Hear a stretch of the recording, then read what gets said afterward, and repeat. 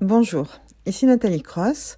Aujourd'hui, nous allons voir le plan global pour une transition efficace vers le nouveau monde et la reliance que nous attendons tous. Il m'a semblé comprendre que le mot plan est craint particulièrement en politique, mais cette fois-ci, nous allons quand même l'utiliser parce qu'il nous faut une stratégie de transition efficace.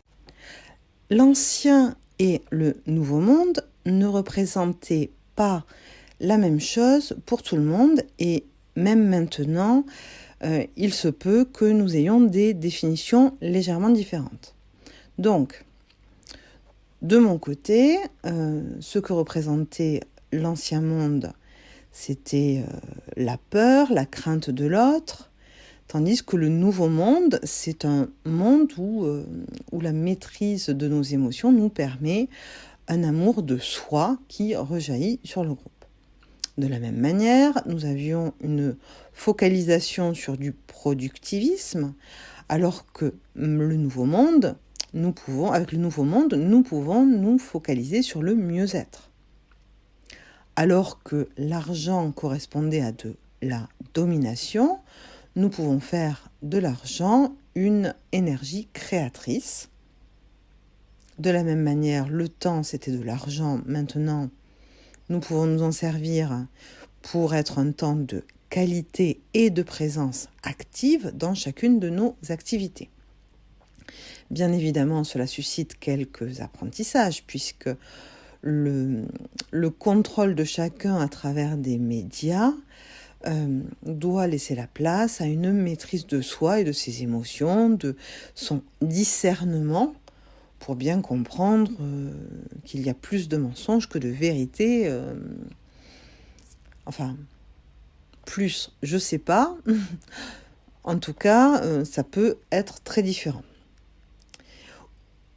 Dans l'inconscient collectif, nous avions la pyramide de Maslow avec les hommes sont des animaux, mais je me suis rendu compte que c'était essentiellement une pyramide de besoins, marketing, alors que les besoins humains individuels propres à chacun n'étaient pas respectés et surtout le système de priorité intrinsèque de chacun. Effectivement, si par obligation nous continuons à faire ce que nous n'avons pas envie de faire, nous finissons malheureux, à nous rendre malades et ça n'arrange absolument pas le groupe. Bien, alors dans l'ancien monde, nous pouvions avoir des maires dits élus, tandis que à présent, nous pourrions avoir des mobilisateurs de population, des découvreurs de compétences. En clair, il a besoin d'un service de ressources humaines. Parce que si avant, la fonction de maire correspondait à un système administratif où les hommes sont des numéros, des cases, qui doivent rentrer dans des cases en tout cas, que chacun est remplaçable à l'identique, évidemment ce n'est jamais le cas, puisque un bon manager sait que les hommes les hommes et les femmes évidemment, aiment les enfants aussi, la responsabilisation, ils s'impliquent et chacun est unique, perfectible dans le temps. Bien sûr, il y a des points que l'on peut améliorer, d'autres que l'on peut moins, et c'est justement notre différence qui était considérée comme étant moins bien, puisqu'il fallait une certaine uniformisation de tous par l'école. Et bien justement, notre différence, c'est, comme dirait Jean-Jacques Goldman, notre plus grande chance, puisque lorsque nous sommes différents, nous pouvons aussi être complémentaires, nous entraider, et la réciprocité se fait de façon naturelle. Pour bien comprendre cette idée de complémentarité, je vous passe un extrait du film Un monde meilleur qui date de l'année 2000. Et je ferai des arrêts sur image à quelques endroits du film. Allons-y. Ça, c'est moi. Et là, 3 personnes. Je commence par leur rendre service, Mais il faut que ça soit un truc important. Un truc qu'il pourrait pas faire tout seul. Bien, l'idée c'est de rendre service avec un truc que l'humain ne pourrait pas faire tout seul. Effectivement, personne n'est parfait. Et donc, chacun a forcément des besoins qu'il ne peut pas combler tout seul. Donc je le fais pour eux. Et ils passent le relais en faisant pareil pour 3 personnes. Ça en fait 9. Et là, ça en fait 3 autres. Ça fait 27. Je suis pas très calé en maths, mais ça peut grossir très vite, vous savez. C'est fini.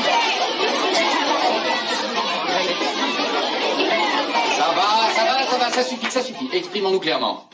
Oui? Elle est géniale, son idée. Sean? C'est débile. Adam? Mais tout repose sur la confiance. On peut pas faire confiance aux gens. Et alors? Effectivement, nous avons la nécessité d'une confiance réciproque. Alors, nous pouvons comprendre que tous les défauts humains sont dans la nature. Nous les avons bien vus au cours de ces dernières années. Maintenant, il y a ce qui est de l'ordre de l'humain et de l'ordre de la croyance limitante. Or, ça aussi, nous l'avons bien vu, nous sommes tous dans le même bateau. À toi, on peut pas. Trevor, la classe a l'air de penser que votre idée est un peu trop utopique. Vous chercherez ce mot dans 1 minute. Genre... un monde parfait. Son professeur lui a fait remarquer que l'idée aurait été un petit peu trop utopique. Eh bien, maintenant, nous n'avons plus vraiment le choix. Il faut y aller. Pour bien visualiser comment nous entraider les uns les autres, voici déjà nos besoins communs, le socle commun à tous nos besoins. Quelle que soit notre activité, nous avons besoin d'un temps de présence, de qualité et de respecter notre propre rythme, à moins que nous voulions finir malade. Donc, ça commence à la naissance, puisque jusqu'à présent, le cordon ombilical, en tout cas en Occident, était coupé immédiatement après la sortie du fœtus. Or, ce cordon est extrêmement bénéfique pour la mise en place de tout un système immunitaire chez l'enfant et donc tout un tas de maladies qu'il n'aurait pas s'il avait la totalité de son potentiel immunitaire.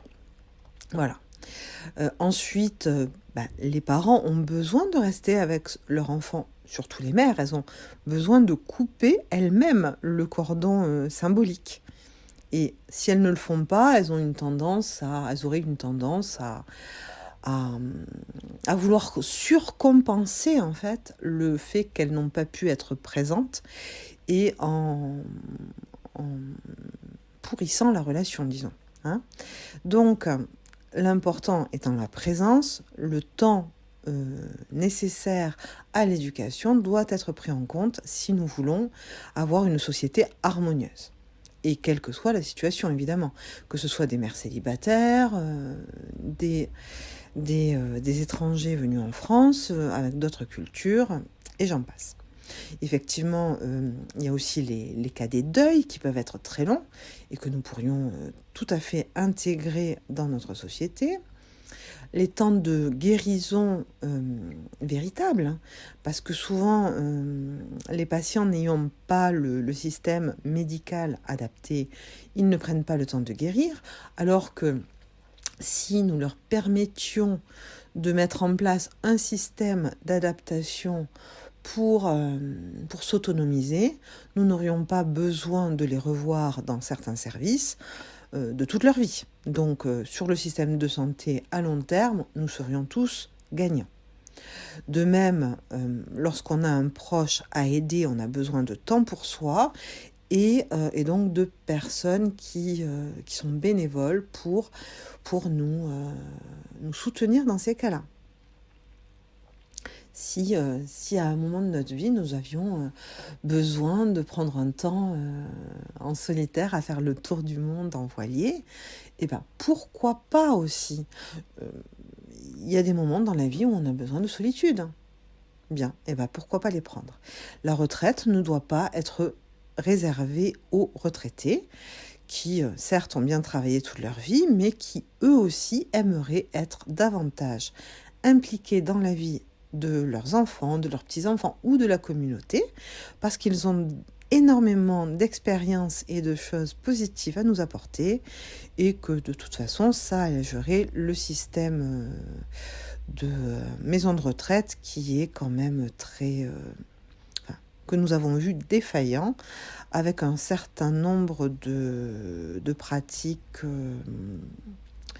nocives pour nos personnes âgées, et dans les crèches, pareil. Hein. Je crois que le temps avec chacun, enfin chaque rythme, chaque temps doit être respecté. Bien sûr, le temps et l'argent qui allaient ensemble, ils vont être légèrement décorrélés puisque nous avons des ordinateurs quantiques. Et l'argent doit être suffisant à chacun, ni trop peu. Donc, ce n'est pas parce que Pierre en a plus que Jacques ne peut pas augmenter son revenu, puisqu'en fait, le revenu est indépendant de l'individu et non pas du groupe. Peut être indépendant pour l'individu sans l'être forcément pour le groupe. Donc, quand je dis argent suffisant, ça veut dire que la nourriture doit être de qualité et suffisante, parce que clairement, une nourriture de mauvaise qualité entraîne un certain nombre de pathologies. Le logement et le bien-être, pareil, doit être adapté, décent en taille et en système adapté selon notre mode de vie et nos envies. Bien sûr, chacun doit pouvoir se chauffer, avoir son eau, son électricité qui est comprise. C'est déjà le cas en Russie, mais bon, avec une coopération internationale plus l'implication de chaque humain, nous pouvons très bien envisager un système de coopération pour... par exemple, des panneaux photovoltaïques sur les toitures, ce qui diminuerait la facture globale et augmenterait l'indépendance, l'autonomie de chacun. Ce qui aussi pourrait permettre de renforcer le sentiment de sécurité. Voilà. Au niveau de l'assurance, bien sûr, c'est la vie qui nous assure. Toutefois, selon les catastrophes climatiques ou de la vie, nous ne sommes jamais véritablement assurés. Donc, le système bancaire et d'assurance doit comprendre ceci, c'est que il est plus intelligent de financer des humains à nous accompagner en finançant les matériaux, en faisant une confiance de l'un à l'autre, comme par exemple sur les habitations où les règles du droit tel que nous le connaissions nous imposaient certaines mesures, comme par exemple ne pas faire de trous, les reboucher, alors que le locataire suivant refait les mêmes. Bon, bref, il y a un peu d'humanité à remettre dans la location, et ça, je vous fais confiance, nous allons y arriver. Donc, au niveau de l'argent, effectivement, bon, c'est vrai, certains l'ont dit, je l'ai vu passer sur les réseaux, ils ne se plaignaient pas de ce qu'ils avaient eu enfant. C'est vrai qu'ils ne pouvaient pas forcément voyager, qu'ils ne mangeaient pas tous les jours à leur faim.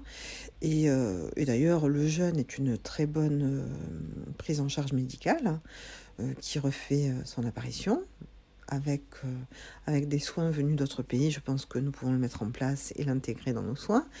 Et toutefois, le besoin de voyager, de prendre l'air, de prendre du repos. Certains, j'en vois, qui ont des activités où ils n'ont pas un seul jour de repos c'est pas possible quand même. Si nous sommes des humains, nous prenons du repos. Nous ne sommes pas des machines. Bien sûr, il faut un budget féminin qui soit revu pour toutes, parce que il n'y a aucune raison qu'une femme qui est généralement, excusez-moi messieurs, mais plus compétente dans sa manière, enfin du moins elle a des compétences différentes, mais ces compétences peuvent être valorisées à salaire équivalent à celui des hommes, de sorte à ce que chacune soit véritablement indépendante. Et bien sûr, chacun a besoin d'une sortie, d'une envie, bon, ni trop peu évidemment, mais... Et enfin, puisque aucun de nous n'est parfait, nous avons par moment besoin d'aide. Une aide à la gestion de nos finances, une aide à la pratique quotidienne de la marche, du sport, des courses, de la cuisine, la garde d'enfants, les malades, le besoin d'un coaching et d'une levée de croyances limitantes qui nous restreignent dans nos activités, ou un conseil spirituel ou philosophique. Dans tous les cas, nous avons besoin d'une confiance réciproque, et c'est la somme de ces 3 sujets qui nous permet de l'obtenir. Nous avons tous des priorités différentes, et selon certains, cela s'appelle un système de priorités intrinsèque. Les coachs pourraient vous aider à le déterminer. Aucun de nous ne réagit de la même manière par rapport au changement. Il se trouve que finalement, l'habitude de changer permet de mieux changer. Donc il se peut effectivement que ce plan d'ailleurs soit évolutif. Donc au niveau des freins du changement, j'ai noté les peurs, les croyances limitantes, un environnement toxique, c'est-à-dire un environnement qui vous répète que vous êtes mauvais, alors qu'il ne parle que de lui, le manque de soutien et de motivation, la volonté de régression. Parfois, on a besoin de faire un arrêt sur image, de comprendre, d'assimiler, c'est-à-dire de vraiment ressentir le malaise avant de continuer, et clairement, on a besoin de temps pour le faire. Il peut y avoir le manque d'écoute et de communication, le fait de ne pas se sentir compris réellement, parce que l'autre a une tendance à répondre au lieu de juste arrêter de parler. Et enfin, le manque de coopération, de structure et de discipline. Bien sûr, dans la peur de manquer, la croyance la plus répandue est celle selon laquelle le système devrait ressembler à un jeu de Monopoly. On acquiert des biens, donc en fait il faut vite faire un métier prestigieux pour gagner beaucoup de sous, ce qui permet d'acquérir des villas et j'en passe, de les louer à des plus pauvres qui eux n'ont jamais la possibilité d'acheter, et ainsi se faire son paradis pour sa retraite, parce que nous devrions manquer. Effectivement, cela nécessitait un apprentissage de l'intelligence financière. Or, cela nécessitait aussi l'obligation d'avoir des dispositions, ne serait-ce qu'en mathématiques. Or, si nous sommes tous égaux, nous avons des prédispositions différentes les uns des autres, et donc il n'y a aucune science ou matière qui devrait prendre le pas sur l'autre. Bien sûr, c'est bien les mathématiques, d'autant que nous avons des techniques pour les apprendre assez facilement de nos jours. Cela dit, personne n'est obligé d'aimer ça et de vouloir faire de l'intelligence financière un mode de vie. Parfois, la simplicité, ça peut fonctionner aussi. Parmi les croyances limitantes les plus répandues, nous avions le fait que nous devions toujours faire pour avoir, parce que finalement c'était un peu le rêve d'être Anne Glorieuse, posséder sa maison, accumuler des biens de prestige comme une voiture. Bon. Alors après, quand on grandit en sagesse, on n'a pas forcément les mêmes besoins. Et on se trouve même ridicule d'avoir eu ces besoins auparavant. Le tout, c'est de prendre le temps pour le réaliser.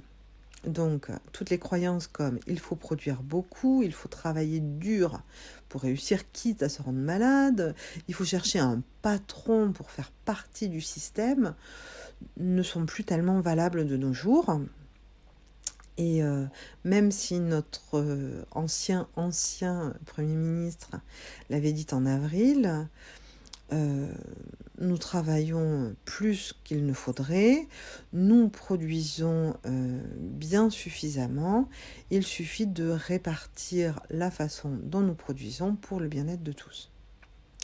Et d'un point de vue plus terre à terre, nous avions oublié avec l'ancien monde l'être, qui est pourtant essentiel à la base de notre construction et de notre rayonnement dans le monde, en fait. Si nous ne cultivons pas notre être, nous ne pouvons pas sourire et nous relier de façon efficace. Nous pouvons donc éliminer ces croyances. Alors, si vous avez du mal à le faire, peut-être un coaching sera nécessaire. Mais voilà, nous allons faire en sorte que vous l'obteniez. Bien sûr, les machines sont venues faire leur apparition. Et là où nous devons nous concerter, c'est de savoir pour qui, quoi produire, comment le produire, quelle quantité, quelle qualité, quel avenir, quelle est notre finalité avec les machines. Est-ce que nous voulons être davantage pollués, que ce soit notre temps de pensée, que ce soit notre paysage, que ce soit... Bref, est-ce que nous voulons d'un robot ménager ou est-ce que quelque part nous n'aimons pas nous-mêmes faire notre ménage ? Peut-être que nous aimons le faire de temps en temps et ne pas le faire à d'autres. Qui sait ? Chacun est unique.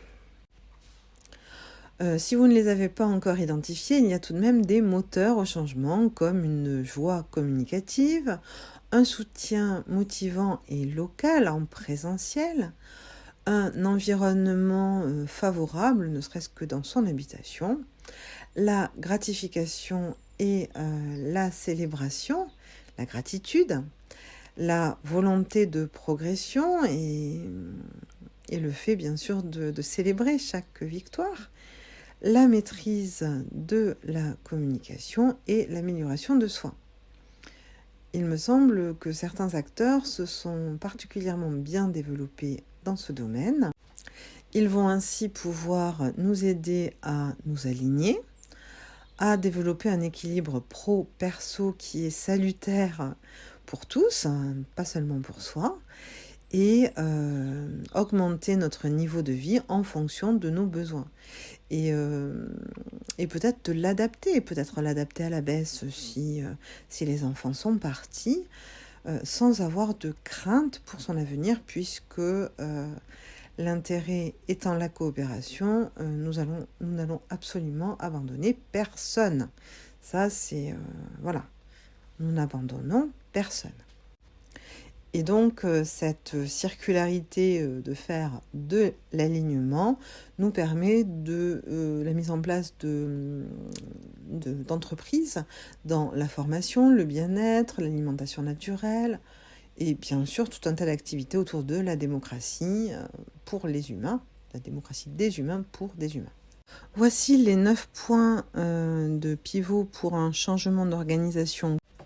Le tout premier, ce sont les évaluations, donc les évaluations territoriales et individuelles qui doivent être régulières avec un respect des envies et des besoins de chacun.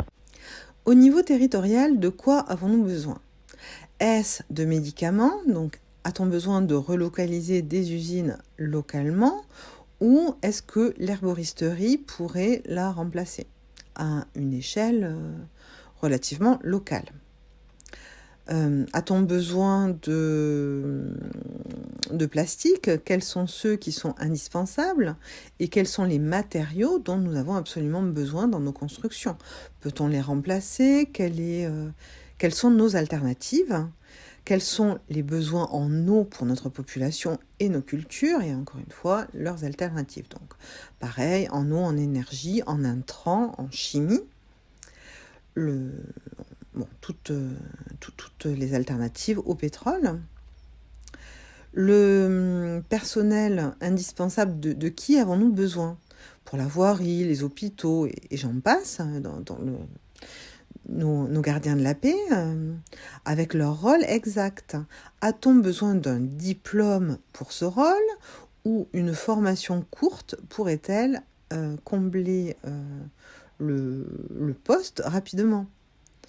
Finalement, est-ce qu'une évolution de carrière ne pourrait pas juste permettre à chacun de se sentir plus à sa place en intégrant un étranger à l'entreprise qui ne connaît pas la culture de l'entreprise? De quelles ressources manquons-nous dans les villes? Sur le bassin hydrographique, avons-nous besoin de territoires complémentaires pour nous mettre en lien? Et de quoi ont besoin nos industries? Quelles sont les matières premières, la main-d'œuvre? Quelles sont les nécessités réelles et les besoins qui vont disparaître? C'est pour ça qu'une évaluation régulière est très importante. Lorsque chaque humain prend du temps pour lui, il consomme beaucoup moins aussi. Est-ce que notre besoin répond à la méthode Bisou comme besoin immédiat, semblable, origine? Quelle est l'origine locale et est-ce que c'est utile? Voilà, la méthode Bisou pour prendre soin de ses besoins. Et là, vous avez le droit de me dire « et moi, et moi, et moi ». Ben oui, vous avez le droit. Donc, effectivement, il y a 3 questions à se poser. Ce que je veux pour moi, charité bien ordonnée, commence toujours par soi-même. Je le répéterai jamais assez. 2. Ce que je souhaite pour le monde. Et 3. Comment je peux contribuer à l'harmonie de ce monde. Et si besoin, vous faites accompagner. Vous avez le droit d'avoir un coach personnel ou même plusieurs pour harmoniser notre société. Je me doute que vous avez beaucoup d'imagination pour vous, mais j'ai listé quand même quelques idées. De quel salaire ai-je besoin? De quel type de logement ai-je besoin? Est-ce que j'arrive à être confortable dans mon logement avec mes enfants qui viennent de naître? Est-ce que j'ai trop de place parce que je suis à la retraite et que je n'ai pas envie d'entretenir le jardin? Est-ce que les portes sont suffisantes pour laisser passer le fauteuil que je risque d'avoir besoin d'ici peu, parce que je sais pas, j'ai une pathologie qui... Est-ce que j'ai besoin de déménager pour rompre avec mes habitudes? C'est le cas dans beaucoup d'addictions. Ai-je besoin de vacances, de partir en week-end régulièrement pour m'aérer? Ai-je besoin de soins particuliers? De matériel, des fauteuils, des prothèses, et puis leur régularité. Vous pouvez chiffrer, allez-y. Ai-je besoin qu'on me fasse les courses, qu'on me fasse la cuisine?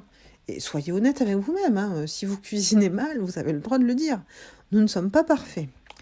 Peut-être que vous aimeriez qu'on cuisine en groupe, je sais pas, peut-être que vous aimeriez trouver un voisin qui découvre la cuisine avec vous, ou découvrir des cuisines du monde que vous ne connaissez pas.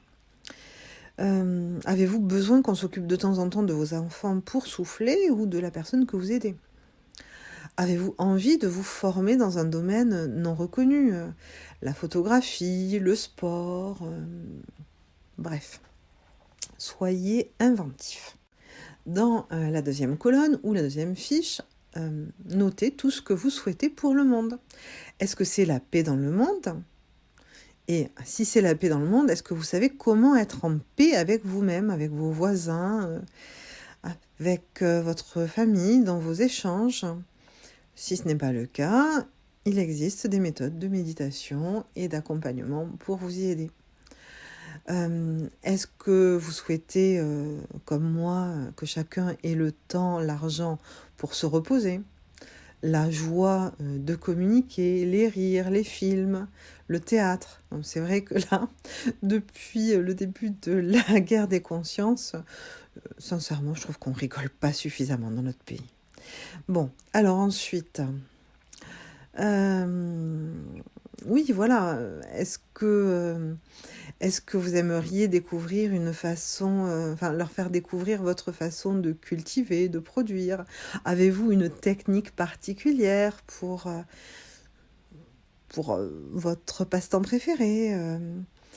Aimeriez-vous partager un savoir-faire ancien, enseigner la différence entre les maïs, la culture des carottes, leur montrer comment une génisse met bas? Il serait temps quand même que l'on décentralise les Parisiens plutôt que de centraliser les vaches dans un enclos qui ne leur convient pas. Hein. Et puis, quelles sont les autres façons de produire? Si nous ne les connaissons pas, si nous n'avons pas planté nous-mêmes un arbre, il est quand même difficile de se dire écologique. Donc, est-ce que vous souhaiteriez partager vos savoirs et les faire mettre en pratique auprès de populations citadines? Alors, puisque chacun a un talent, en quoi pouvez-vous contribuer? Avez-vous un diplôme indispensable avec les compétences réelles associées? Avez-vous un talent que vous aimeriez développer à temps partiel? Avez-vous un rêve d'enfant bien caché dans les tiroirs que vous aimeriez dépoussiérer? Est-ce qu'on vous a déjà dit que vous aviez un talent sans que vous arriviez jamais à vous en apercevoir? Avez-vous envie de découvrir les activités des autres? Juste pour tester. Est-ce qu'on vous a dit que vous êtes trop vieux alors que vous avez encore du répondant et que vous avez envie de leur montrer à ces petits jeunes de quel bois vous vous chauffez? Est-ce que vous avez élevé vos enfants, que vous êtes un super organisateur ou organisatrice et que jusque-là les entreprises ne vous valorisaient pas? Est-ce que vous avez envie de le montrer au monde, de créer vos conférences? Avez-vous envie de partir sur un parcours d'entrepreneur? Et là, je peux vous assurer qu'il n'y a pas qu'un changement de croyance, en fait. Cela implique toute une métamorphose de votre champ de croyances et de compétences qui est très riche dans une vie. Peut-être avez-vous besoin du talent de Pierre, de la philosophie de Paul, et que sais-je, et du bagou de Mohamed, je ne sais pas. Vous voyez, il faut croiser les données. Et donc, nous pouvons tous contribuer et recevoir l'aide dont nous avons besoin. Bon, au niveau du changement de système agricole, clairement, ça ne peut pas être fait du jour au lendemain. Il va nous falloir être un minimum patient. D'autant que des croyances limitantes nous ont poussé à croire que seul le système productiviste était bon pour nous et pour la planète, qu'ensuite le tout biologique n'a pas véritablement fonctionné. Il y a donc un entre-deux à évaluer et un changement progressif à mettre en place avec une restauration des sols, un planning à la fois individuel, local et un soutien du groupe pour que nos agriculteurs se sentent en sécurité dans leur passion, parce que c'est souvent une passion. Le troisième point est que chacun de nous a besoin d'un sentiment d'appartenance au groupe.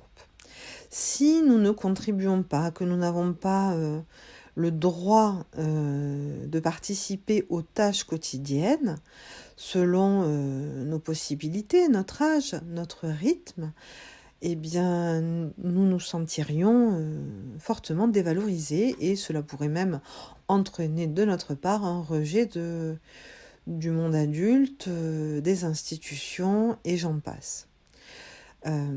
Dans ce contexte, le quatrième point, c'est aussi l'éducation des adultes à la transmission. Bon, j'ai conscience que tout le monde ne peut pas avoir de connexion au monde subtil comme les femmes, et certaines d'entre nous particulièrement, en fait, nous arrivons à percevoir les énergies, les micro-mouvements faciaux, les attitudes, bien plus que certains hommes. Je suis désolée de vous le dire, messieurs, mais il y a tout un pan du monde qui vous est inconnu. Et c'est une très bonne chose que nous ayons à présent l'IA pour détecter les microsignaux qui vont aider à la validation des témoignages de femmes et d'enfants dans certaines situations. Mais aussi à comprendre le monde qui nous entoure. Les enfants qui n'ont pas eu la chance de jouer ou d'avoir un animal leur permettant une connexion subtile, ont plus de difficultés à se relier à leur humanité et à progresser de façon autonome. Le cinquième point concerne les soins, notamment psychiques, puisque nous allons les remettre dans l'ordre, cause entraînant conséquence et non l'inverse comme c'était fait jusque-là. Et donc nous allons avoir besoin d'un check-up médical complet pour avoir une vision à la fois métabolique et globale d'un être humain et non décorrélée de chaque organe. Bien sûr, les spécialistes ont leur utilité. Ils vont d'ailleurs pouvoir permettre des formations croisées avec d'autres praticiens. Au niveau du système judiciaire, il y a plusieurs points. Bien sûr, la protection des individus et des biens est une nécessité et doit être la continuité des services de l'État. C'est une nécessité. Un État sans protection des plus faibles n'est pas un État. Et les conséquences de nos actes doivent bien être assimilées parce que sinon, sans vision d'une conséquence possible, nous pourrions envisager des comportements qui sont nocifs soit pour nous, soit pour le groupe. Donc dans cette optique, j'avais déjà parlé dans plusieurs posts de l'omnipartialité et je pense que les corps de métier concernés pourront développer sur cette pratique. Il ne s'agit pas de tolérance permissive, mais d'une approche beaucoup plus humaine avec une possibilité de progression. Parce que ce n'est pas parce qu'on commet un acte qu'on devient mauvais pour autant. On est juste un humain qui a fait une erreur et qui peut s'améliorer.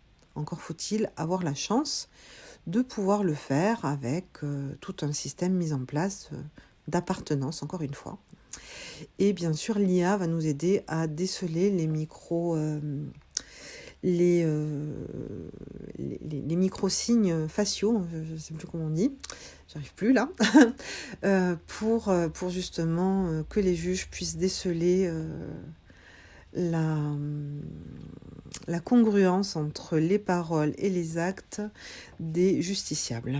Donc, vous l'aurez compris, ça va être un moment où nous allons devoir redistribuer les rôles. Il n'est plus question d'être le méchant de l'histoire, puisque nous sommes tous des humains égaux.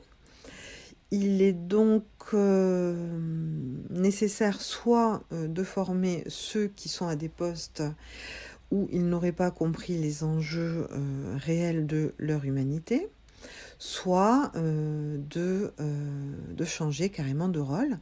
Et bien sûr, comme l'humain est vu dans sa continuité, un revenu de soutien et un accompagnement peut lui permettre d'accomplir ses rêves, comme mentionné précédemment. Bien sûr, l'évolution de carrière doit essentiellement être faite en fonction des niveaux de conscience et non des besoins de rétribution, puisqu'ils sont décorrélés l'un de l'autre. Moi, je m'estime tellement heureuse dans ma vie que je peux très bien être moins payée au taux horaire, par exemple, qu'une femme de ménage qui est consciencieuse. Au niveau de la mise en place de la démocratie, alors beaucoup de questions ont été soulevées. J'ai entendu parler du RIC. Effectivement, la boîte à idées est toujours importante et surtout le porteur de l'idée doit savoir la mener. C'est quand même son énergie qui est en jeu dans son idée. Donc, l'intérêt d'une démocratie est de pouvoir échanger, de prendre conscience de choses que nous ignorions et de mettre en place des actions qui sont à la fois bonnes pour soi ou pour le groupe. Il me semble important que cette démocratie soit évolutive en fonction de nos niveaux de conscience. Un humain qui juge en permanence l'autre à travers un filtre de perception négatif ne peut pas avoir des niveaux de compétences élevés puisqu'il va déstabiliser le groupe. Vous voyez, c'est un petit peu ce que nous avons vu à la télé avec les politiciens là qui s'écharpent alors qu'en fait, dans les coulisses, ils sont maquillés, ils se disent bonjour, comment ça va les enfants, on se fait un barbecue la semaine prochaine, et que si ça se trouve, ils sont de bords différents. Hein. Il y a l'humanité et l'humanité. Donc, nous sommes des humains, nous ne sommes pas des animaux, et nous prenons conscience du respect nécessaire à chacun puisque nous nous respectons. Et donc, le niveau de compétence et de conscience vont être valorisés. Et la progression, donc il n'y a aucun souci à avoir si vous vous reconnaissez dans cela. Nous avons tous eu nos défauts que nous avons améliorés et j'en ai moi-même certains que j'aurais du mal à améliorer. C'est comme ça. Enfin, en tout cas, ça dépend toujours de celui qui regarde. Donc, bien, pour finir, j'ai noté la redistribution financière et une autonomisation puisque vous avez vu qu'en répartissant différemment les besoins de la finance, nous avons tous besoin de finances, de financement pour certains projets et d'une autonomisation dans notre prise de décision. Dans nos besoins, on a le droit de dire non à ses parents dès le plus jeune âge parce que nos besoins ne sont pas respectés. Et nos parents doivent l'entendre également. Eux aussi auront certainement besoin d'un peu d'autonomisation, mais tout va rentrer dans l'ordre en fonction des capacités, des qualités et de la vie en chacun de nous. Si je résume dans la pratique, notre organisation va passer d'une organisation cloisonnée, fermée dans ses petites cases bien étriquées, à une organisation beaucoup plus ouverte et transgénérationnelle, transpartisane, humaine en fait, ouverte sur le monde. Donc, nous voyons la fin de la République avec la continuité de l'État. Nous voyons que chacun va obtenir une feuille de route individuelle et un soutien pour réaliser ses objectifs. Et bien sûr, des connexions à tous les niveaux entre les cultes, les médecines et les différents champs d'activité. Bien, une fois que nous allons vers la reconnaissance de l'être véritable, nous allons voir l'évolution de la médecine et des thérapies alternatives, parce qu'il y a énormément de pathologies qui n'ont absolument pas lieu d'exister une fois que nous retrouvons qui nous sommes.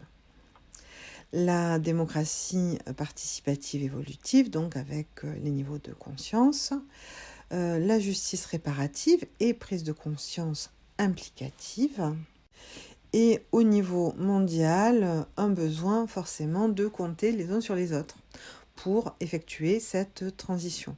Les denrées sont limitées, donc nous avons besoin d'un planning et d'une cogestion territoriale les uns avec les autres. Enfin, nous allons avoir une relocalisation de l'artisanat et de l'industrie avec l'apprentissage des niveaux de qualité. Je comprends bien que certains apprécient les coloris de nos amis chinois. Cependant, l'artisanat offre des emplois et des matériaux qui sont uniques, faits à la main, et il faut savoir les reconnaître. Si nous voulons pouvoir exiger de la qualité, nous devons savoir les reconnaître. Donc, au niveau de l'interconnexion mondiale, toujours, nous avons besoin d'un soutien logistique et d'échanges réguliers les uns avec les autres. Dans l'optique de la réalisation de cette stratégie, nous avons besoin d'un cadre administratif et financier. Alors, j'ai pensé à Bruno Le Maire. Évidemment, dans l'ancien monde, légalement, j'aurais dû demander la parité, le truc, le machin. J'estime que chaque humain qui est conscient des valeurs d'un homme et d'une femme peut occuper la place qu'il occupe en fonction de ses prédispositions. Il se trouve que Bruno Le Maire a passé 7 ans à la finance, que éventuellement Monsieur de Courson pourrait aussi nous aider parce que c'est quelqu'un qui est très calé dans la matière.